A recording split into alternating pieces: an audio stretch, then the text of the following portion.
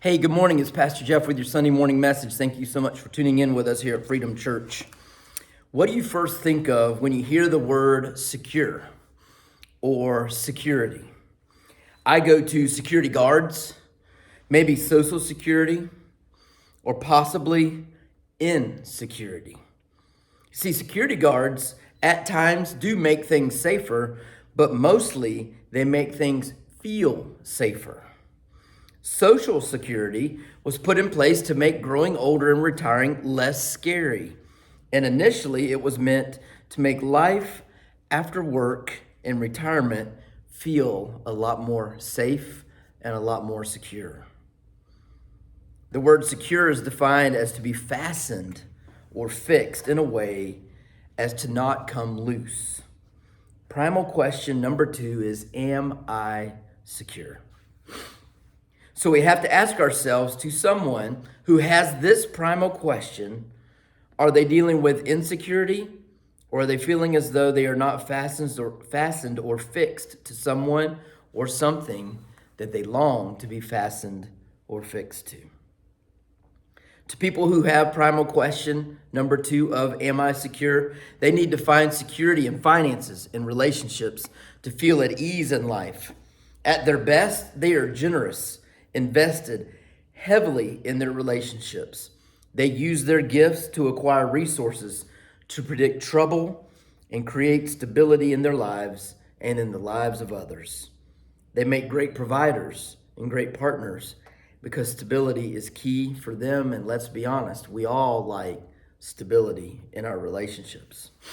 When they're scrambling, they fret about money, and they're always concerned about having enough resources and relational capital as well. Their core fear is not having enough money or enough resources to get by. And their kryptonite, obviously, is financial instability.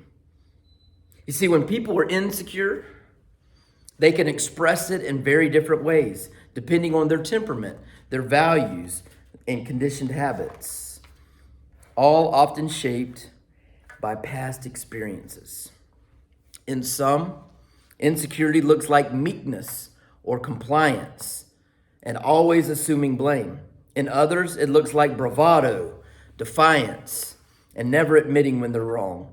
In one person, insecurity moves them to avoid attention if possible. In another, it moves them to demand as much attention as possible. We're all familiar with insecurity, but when it's making us feel this way, how do we get free from it?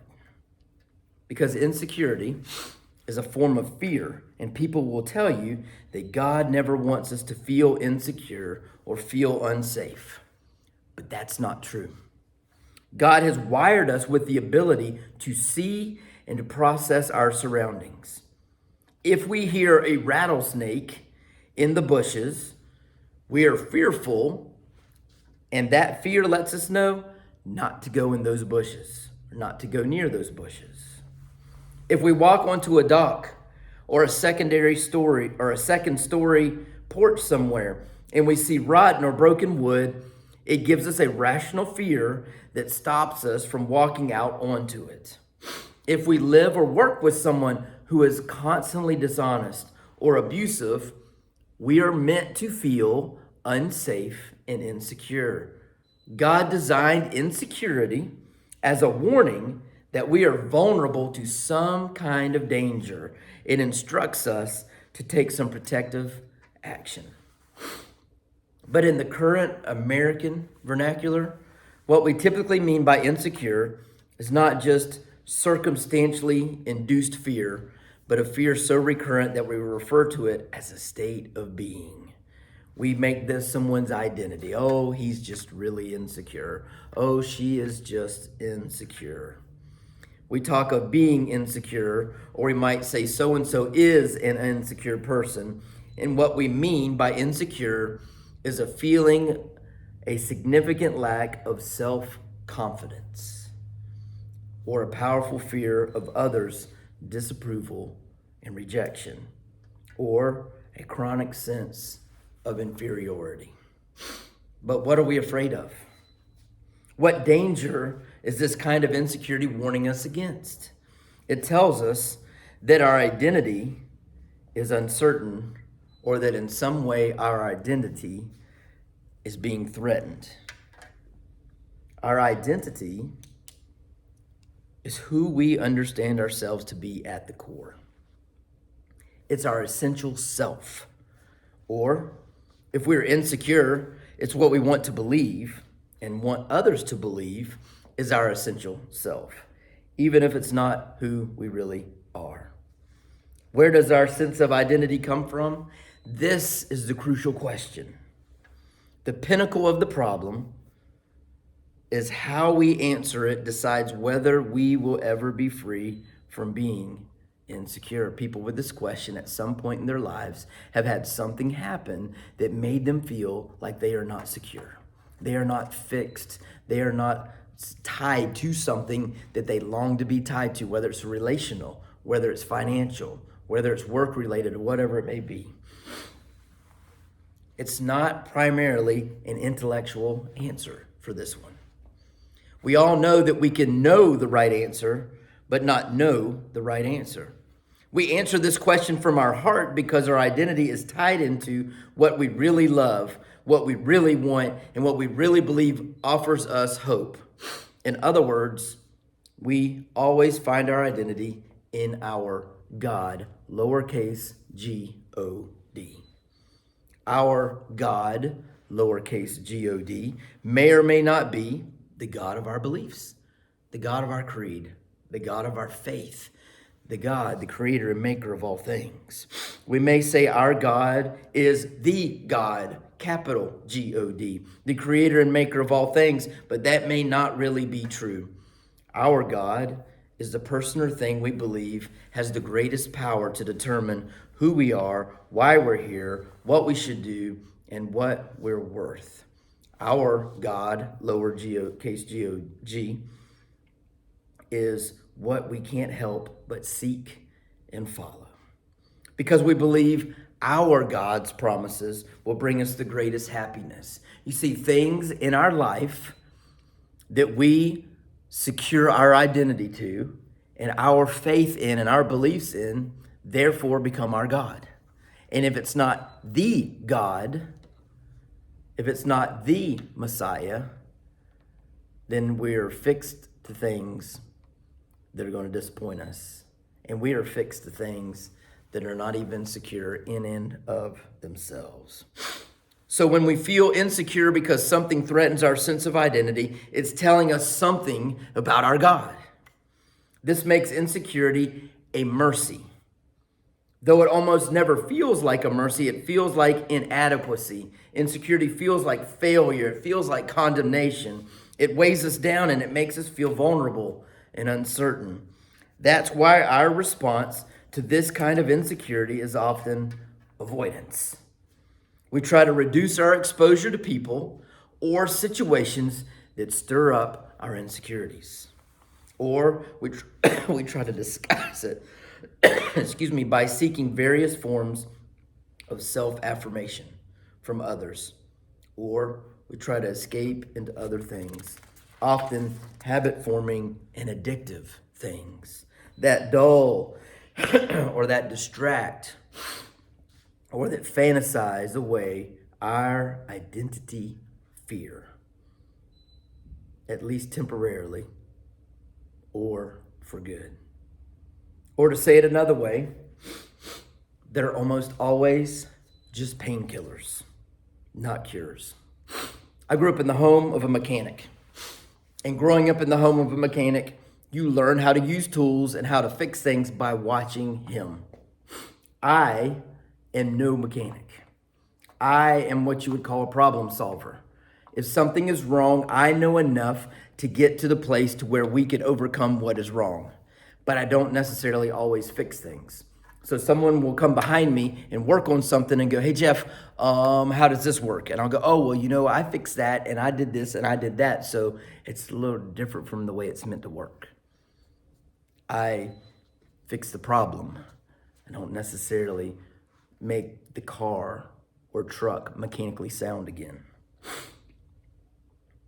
Problem solvers put Band-Aids on things, or make things so they aren't as bad as they were. Mechanics fix things so they work like they should.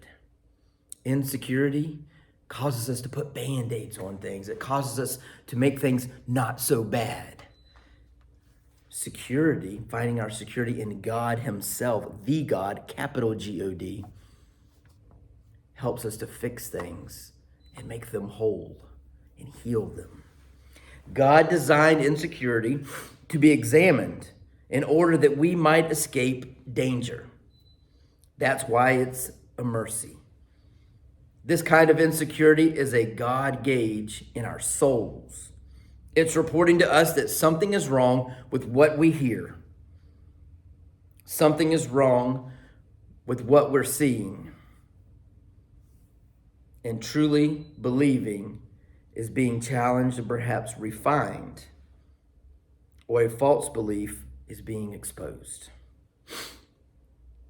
We hate exposure, which is why we tend to avoid rather than examine our insecurities. If there's something about you that makes you insecure, you should expose that. If you expose that insecurity, you overcome it. If you hide it, you get to keep it the rest of your life. So if there's something in your life that makes you feel inadequate, some area of your life where you feel insecure, expose it, turn it over to God, expose it for what it is, and heal from it, get rid of it, overcome it with God, or hide it and carry it around with you for the rest of your life. Romans 7:15-20 addresses a lot of what we're talking about here. He says, "For I do not understand my own actions. For I do not do what I want, but I do the very thing that I hate. Now, if I do what I do not want, I agree with the law that it is good. So now it is no longer I who do it, but sin that dwells within me. For I know that nothing good dwells in me, that is in my flesh. For I have the desire to do what is right, but not the ability to carry it out. For I do not do the good I want, but the evil I do not want is what I keep on doing. Now, if I do what I do not want, it is no longer I who do it, but sin that dwells within me." The writer here sounds confused and really insecure, but what he's doing is exposing his weakness. The writer here is saying, I don't understand myself. I don't do what I want to do. I often choose to do what I feel worse about later. I do the things that make me feel guilty or inadequate.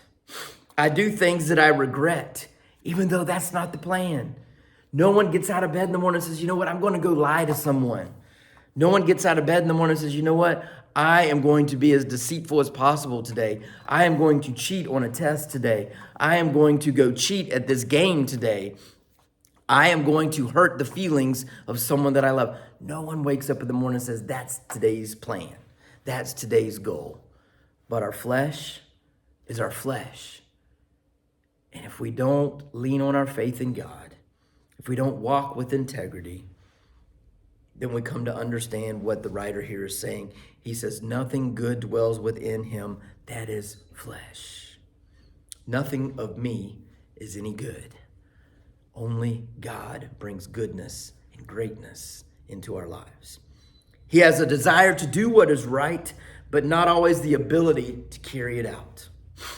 If I continue to do the things I do not want, it is no longer I who do it, but the sin that is dwelling inside me. He's saying, if you continue to repetitively do that thing that you say you're not going to do, that you know you shouldn't do, it's not you doing it anymore. It's a habit. And that sin has formed inside of you, so it's a habit that is just flying wild, running wild without you. Boy, oh boy, does that sound like addiction. Knowing what's best, seeking what is best, but still doing what we know is wrong. But insecurity isn't just a warning, as we've been discussing, it is also an invitation.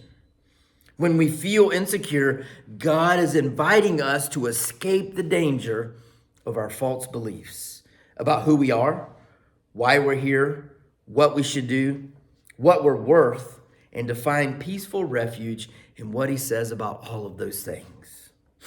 The more we understand the gospel of Jesus Christ, the more we find it is the end of insecurity.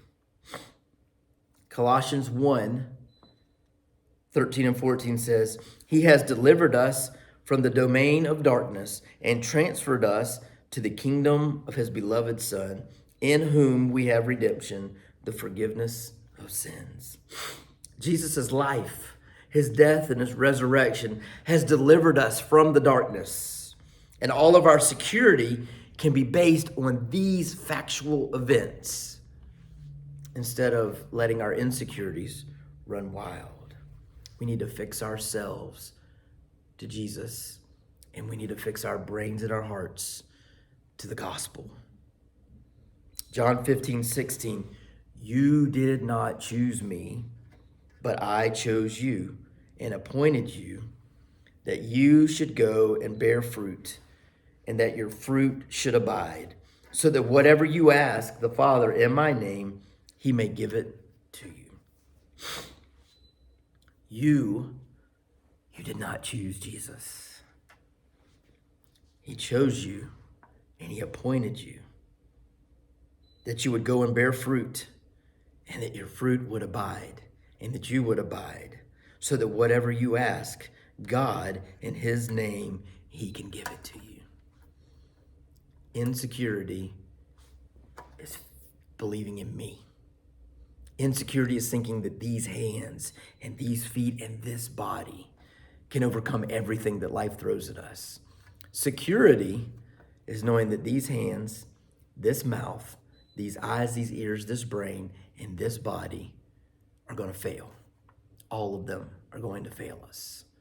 And only God can get us through the darkest moments and the darkest times. I was doing premarital counseling with a couple a few years ago, and I was asking how they met and how they started dating. And he said, I wasn't even sure that she liked me at all. So I had a friend of a friend ask her, and she agreed to go on a date with me. We went to dinner. We went to a movie. I still wasn't sure.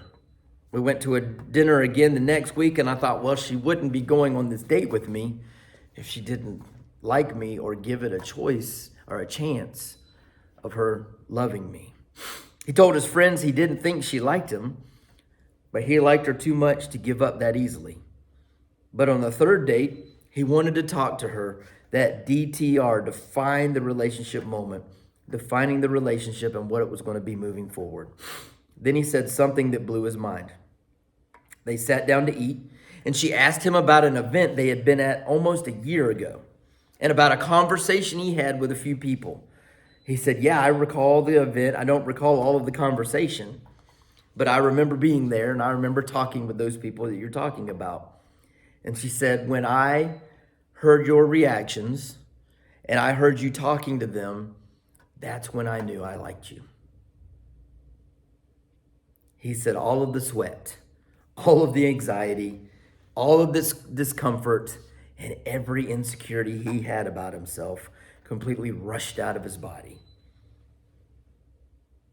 The answer to all of his concerns was shared in that she chose him first.